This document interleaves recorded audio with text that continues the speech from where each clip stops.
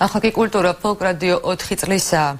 2008 წლის 15 დეკემბრიდან მაუწყებლობს ხალხური შემოქმედების ნიმუშებს მსმენელი 24 საათის განმავლობაში ტალღაზე FM 99-სა და 3-ზე ისმენს. რადიოს იუბილე დღეს საქართველოს ფოლკლორის სახელმწიფო ცენტრში აღინიშნა. ანუკა მორვანიძე ფოლკ რადიოს ეთერიდან მსმენელს ესთეტიკასა და სილამაზეზე კვირაში ერთხელ ესაუბრება. მარი ხუნდაძე კი კულტურის მნიშვნელოვანი თემების შესახებ გვიყვება. ძალიან მნიშვნელოვანია სწორედ ასეთი რადიო რომ არსებობს იმისთვის რომ გაიგოს ახალგაზრდა თაობამ და არა მარტო მათ როგორი მდიდარი კულტურა გვაქვს, როგორი მუსიკალური ჰანგები გვაქვს და საერთოდ ვინ ვართ, საიდან მოვდივართ და სად არის ჩვენი ფესვები. ჩემ გადაცემაში მოდიან სტუმრები, რომლებსაც აქვთ დიდი გამოცდილება ამ სფეროში, დიზაინერები, ესე ვთქვი, მოდელები, ესე ვთქვათ, ამ სფეროში ვინ გაგეხარდებათ ყველა. თუნდაც იგივე ფეხსაცმლის დიზაინერები მოდიან, კოსმეტოლოგები, ვიზაჟისტები, სხვადასხვა ესე ვთქვათ კომპანიების მფლობელები.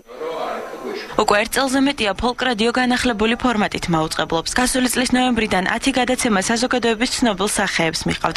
ფოლკლორის ცენტრის ხელმძღვანელი გიორგი უშიკიშვილი ამბობს, რომ ამ ხნის განმავლობაში მსმენელის გემოვნების დახვეწაზე ზრუნავდნენ. ძალიან საინტერესო საარქივო ნიმუშებს, ბევრი საინტერესო მომღერლის, შემსრულებლის, ავტორის სხვა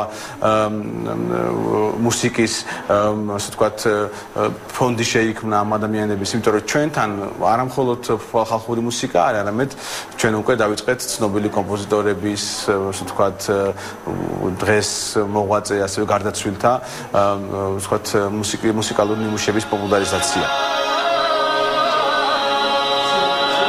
რადიოს ეთერით ქართული ფოლკლორის ნიმუშები 24 საათის განმავლობაში ისმის. ფოლკ რადიო საზოგადოებას მსოფლიო ფოლკლორის ნიმუშებსაც აცნობს. 4 წლის იუბილე დღეს ფოლკლორის ეროვნულ ცენტრში აღინიშნა. დაბადების დღე რადიოს ანსამბლ აშარელას წევრებმა სიმღერით მიულოცეს.